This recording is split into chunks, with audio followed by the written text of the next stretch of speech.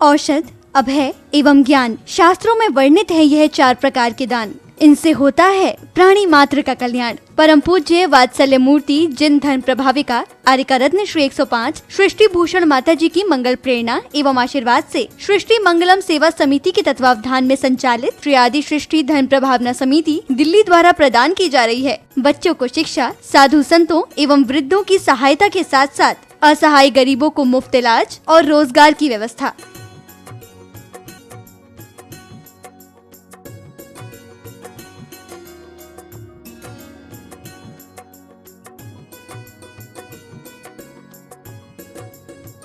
इतना ही नहीं, पूज्य गुरुमा की ही मंगल प्रेरणा एवं आशीर्वाद से अतिशय क्षेत्र श्री महावीर जी में विगत कई वर्षों से संचालित है चतुर्विध संघ की आहार व्यवस्था, जिसमें साधु संतों के आहार विहार, पिच्छी, कमंडल, वस्त्र, शास्त्र, औषधि दान आदि की व्यवस्था सुचारू रूप से निरंतर की जा रही है। आप भी धर्म और मानव सेवा के लिए संचालित इन पुनीत योजनाओं में अपनी चंचला लक्ष्मी का सदुपयोग करें। 1 दिवसीय आहार व्यवस्था 2100 रूपए, मासिक सदस्यता 1000 रूपए, सामान्य सदस्यता 1 वर्ष 11,000 रूपए, सामान्य सदस्यता 2 वर्ष 21,000 रूपए, सदस्यता 31,000 रूपए, विशिष्ट सदस्य 51,000 रूपए, अति विशिष्ट सदस्य 71,000 रूपए। आप छोटी राशि देकर भी संस्था से जुड़कर घर बैठे धर्म लाभ ले सकते हैं। दान एवं सहयोग राशि के लिए बैंक डिटेल्स, खाता नाम सृष्टि Mangalam Seva Samiti, Punjab National Bank, account number 021200101177 IFSC PUNB 00021200, Bank of Baroda, account number 011901000322429 IFSC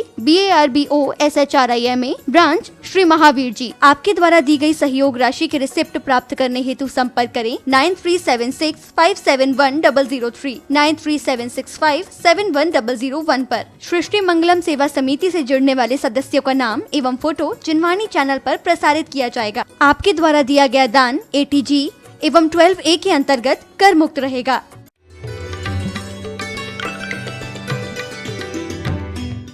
ठीक है, संसार के लिए परिवार बनते हैं, लेकिन परिवार वालों की परिणति सुधर जाए तो तुम्हारा जीवन सार्थक हो जाएगा।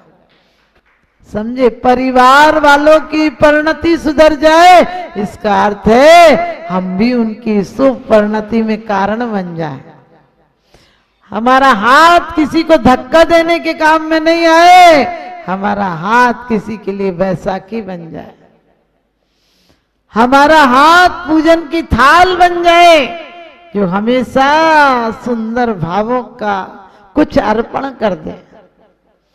हमारी आंखें, परमात्मा ने आंखें इसलिए नहीं दी, एक व्यक्ति की आंख नहीं थी, मरणासन डला था। ईसाई कथा है कि ईसा मसीह ने उससे सेवा की और वो ठीक हो गया। बाद में वो चोरी करने लगा। उनने कहा क्या, क्यों चोरी करो? कहने लगे हाथ है तो क्या करूं, चोरी नहीं करूं तो क्या करूं, तुमने मुझे हाथ क्यों दिए? वो गलत निगाह से लोगों को देखने लगा तो कहने लगा मैं तो अंधा ही था, मर ही रहा था, तुमने आंख दी तो अब मैं क्या करूं? समझे? शराब के ठेले पे जाने लगा। कहने लगे क्यों? कहने लगे पहले तो मरणासन पड़ा था, अब तुमने पैर ठीक कर दिए तो कहां जाऊं? आप समझ गए? आदमी का नजरिया है कि वो मंदिर जाता है या मदिरालय जाता है, स्वयं की अस्थियां निकालता है, आस्था के दीप जलाता है, स्वयं को मरघट ले जाता है, स्वयं को शमशान ले जाता है, निर्वाण ले जाता है, स्वयं के जीवन को मरघट बनाता है या मंदिर बनाता है, आरती के दीप जलाता है, किसी का दिल जलाता है। अब सोच लेना पुण्य क्या है? जीवन को सुंदर बनाना। जीवन को हमने पदार्थों से सुंदर बनाया है, परमार्थ से सुंदर नहीं बनाया। हम जीवन में एक एक चीज को, लोग कहते हैं साधु नहाते नहीं, आपने कभी सोचा साधु प्रकृति में जीते हैं। बरसात भी लोग कहते हैं कि इंद्र अभिषेक करने आए थे, हमने कहा जो प्रकृति में जीते हैं उनकी देवता भी चरण वंदन करने के लिए आते हैं। साधुओं की वंदना करते हुए लिखा है कि बरसात के दिन में पेड़ों के नीचे जहां जल की मोटी मोटी धाराएं गिर रही हैं, वहां विराजमान होकर आत्मचिंतन करते हैं। सर्दी के दिन में खुले मैदान में और गर्मी में पहाड़ों की चोटियों पर जहां तीव्र गर्मी, सूर्य सबसे ज्यादा नजदीक है, वहां जाकर ध्यान करते हैं। लेकिन आपने कभी सोचा उन शरीर पर, उस शरीर पर फिर भी एक अलौकिक तेज होता है। क्यों अलौकिक तेज? इसलिए होता है उन्होंने शरीर को कष्ट नहीं दिया है, शरीर का सही उपयोग किया है। आप लोग भी उपवास करते हो, उपवास शरीर को क्षीण करता है, आत्मा को मजबूत करता है। ये बात अलग है कि उपवास नहीं होते हो तो जबरन तुम करने लगो, धक्का मार मार के करने लगो कि हम तो करेंगे, फलानी करती है हमें भी करना। एक औरत ने डॉक्टर से कहा कि मेरा ऑपरेशन कर दो। डॉक्टर कहने लगा कुछ खराब ही नहीं तो क्या कर दो? तो कहने लगे मेरी अपेंडिक्स निकाल दो। उन्होंने कि क्या बात है, कुछ बात भी है, निकाल दो। बोली मुझे बड़ी शर्म लगती जब सब सहेलियां कहती मेरा इतना बड़ा ऑपरेशन हुआ, मेरा इतना बड़ा, मैं क्या दिखाऊं लोगों को? कम से कम मैं भी तो कहूं कि एक तो मेरा भी हुआ।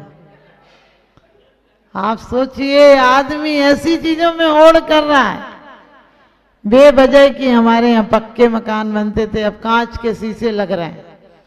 एक पत्थर मारो तो अंदर, क्योंकि हमारी बुलंदी भी होती है। एक बार पत्थरों का ढेर था, एक पत्थर मन चला। जैसे अपन सब मन चले हैं, मन अचल हो जाएगा, उस दिन योगी हो जाओगे।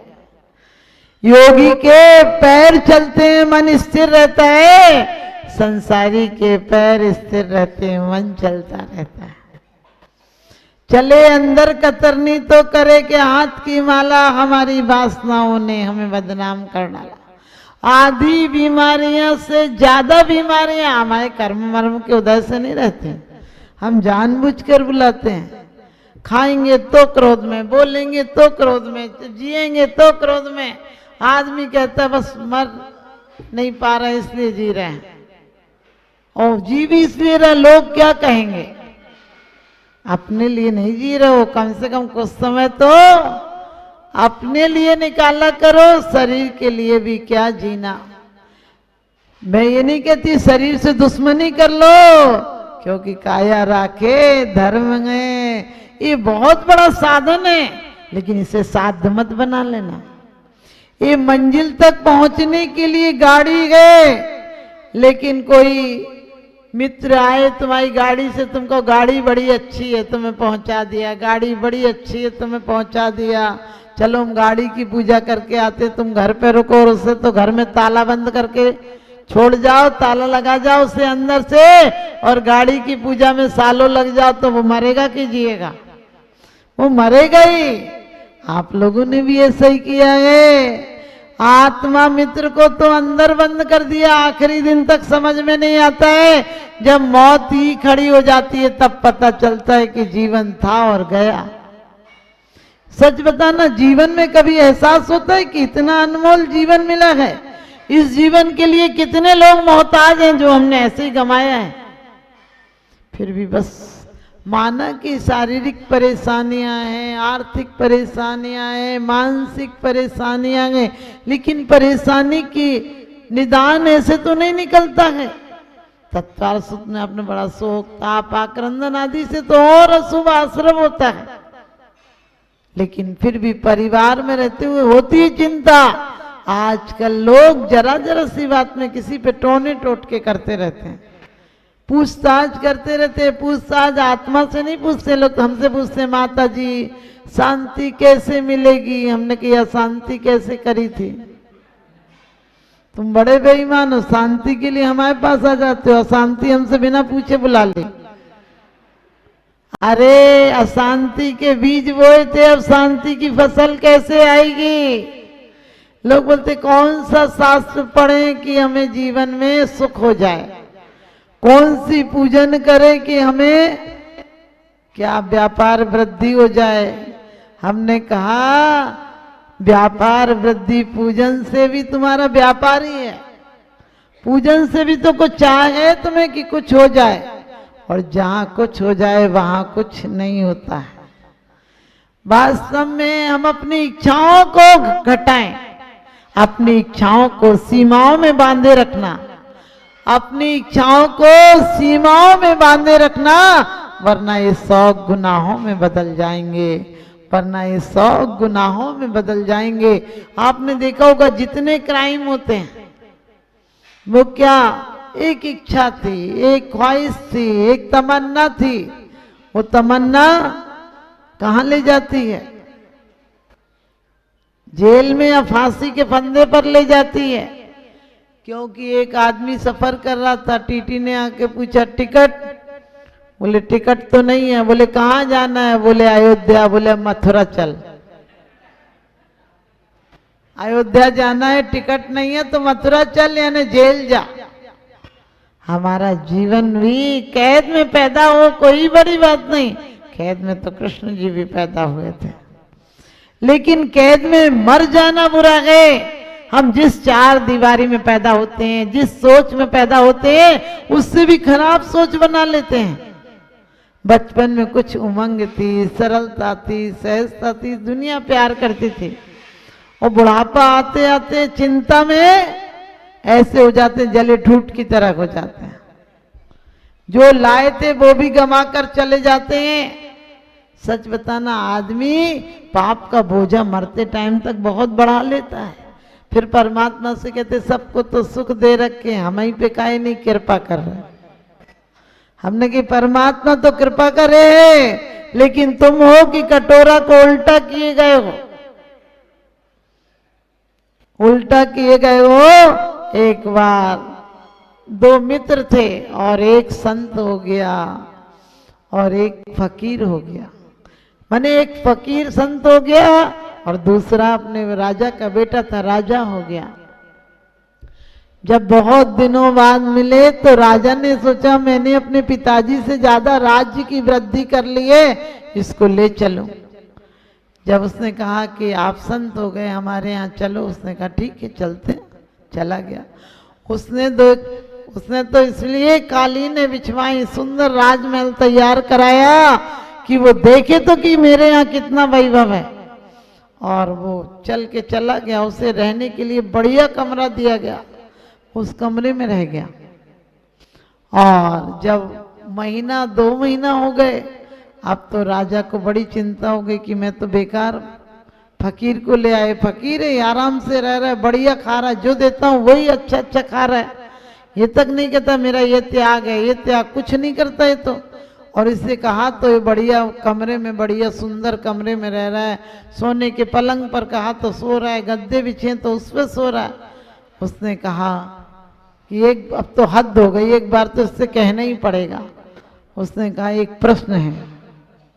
फकीर से कहा कि मेरा एक सवाल है। उसने कहा सवाल उसी दिन उठ गया था, इतने दिन क्यों दबा के रखा?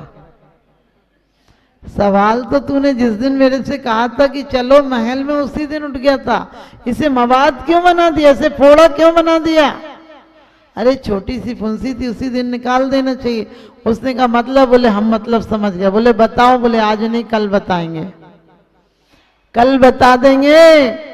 नहाने जाएंगे तालाब पर, नदी पर, तब चलना मेरे साथ, उसी टाइम बता देंगे। और वो गया जब नदी पर उसके साथ, तो एक नदी आई, वो कहने लगे यही नहा लेते। बोले नहीं आगे तक चलते हैं ना, और आगे भी एक नदी आती है। अब वो कोई 5-7 किलोमीटर निकल गया। अब राजा कहे बता दो ना, कहने लगे बता देंगे, जल्दी क्या है। राजा फिर बोला ये अपनी सीमा है, यहाँ तक अपन खेलने आते थे, यहाँ के आगे कभी नहीं जाते थे। उसने कहा कभी नहीं जाते थे, अब तो हम जाते हैं ना आगे। और बहुत दूर पहुंच गया। फिर राजा ने कहा इसके आगे हम नहीं जा सकते। तो फकीर ने कहा तुम लौट जाओ, हम जाते हैं। फिर राजा ने कहा तुमने उसका जवाब नहीं दिया। कहने लगे हो गया जवाब, तुम चलो आगे।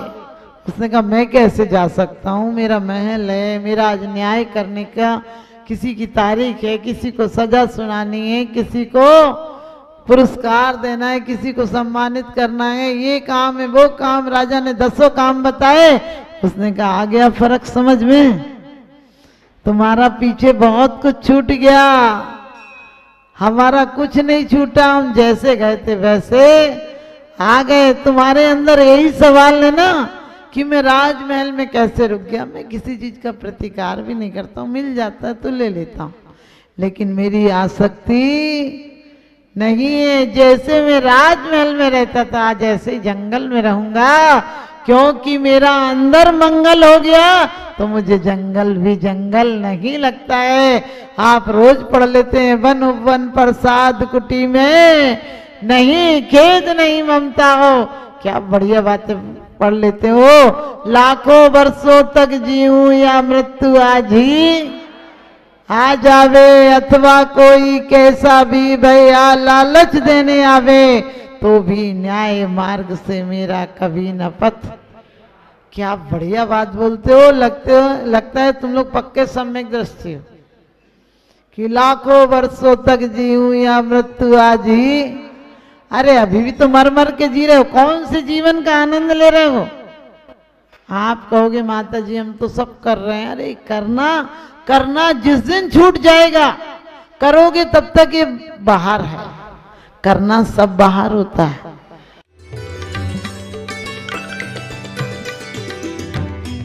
आहार, औषध, अभय एवं ज्ञान शास्त्रों में वर्णित है यह 4 प्रकार के दान। इनसे होता है प्राणी मात्र का कल्याण। परम पूज्य वात्सल्य मूर्ति जिन धर्म प्रभाविका आर्यका रत्न श्री 105 सृष्टि भूषण माता जी की मंगल प्रेरणा एवं आशीर्वाद से सृष्टि मंगलम सेवा समिति के तत्वावधान में संचालित श्री आदि सृष्टि धर्म प्रभावना समिति दिल्ली द्वारा प्रदान की जा रही है। बच्चों को शिक्षा, साधु संतों एवं वृद्धों की सहायता के साथ साथ असहाय गरीबों को मुफ्त इलाज और रोजगार की व्यवस्था।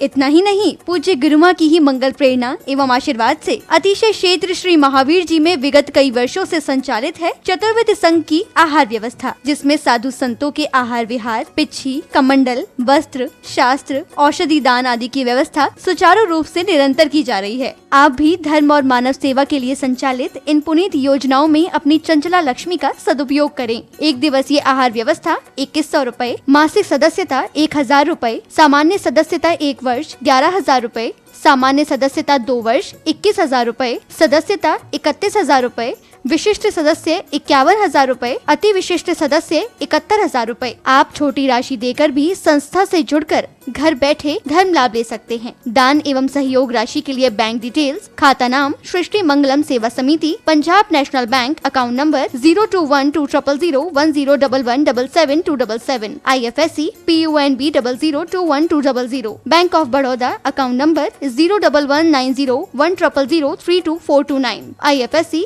BARBO SHRIMA, branch Shri Mahavir ji. आपके द्वारा दी गई सहयोग राशि के रिसिप्ट प्राप्त करने हेतु संपर्क करें 9376571003 9376571001 पर। सृष्टि मंगलम सेवा समिति से जुड़ने वाले सदस्यों का नाम एवं फोटो जिनवाणी चैनल पर प्रसारित किया जाएगा। आपके द्वारा दिया गया दान ATG एवं 12A के अंतर्गत कर मुक्त रहेगा।